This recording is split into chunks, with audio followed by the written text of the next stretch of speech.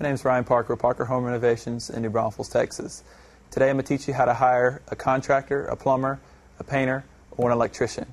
If you have anything around the house that needs to be done that requires one of those four, you can look in the phone book. What you want to do is you want to look in the phone book and make a list, 3 to 4 names for each trade that you need done.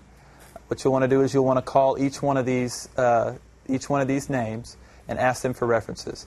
Ask them if they're insured. Ask them, if they're licensed, and anything else that you might feel comfortable asking them, or something that you would want to know. Get the references from them. Call the references and ask them what type of work that tradesperson did. After you contact the references, what you'll want to do is you'll want to narrow the lists down and set up a meeting with these contractors to come out and take a look at your specific job.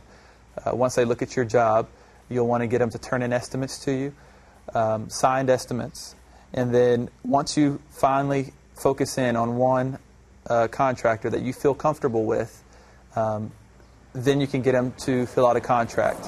And what they'll do is they'll fill out a contract like this that has the price, the scope of work, and the time frame for the project.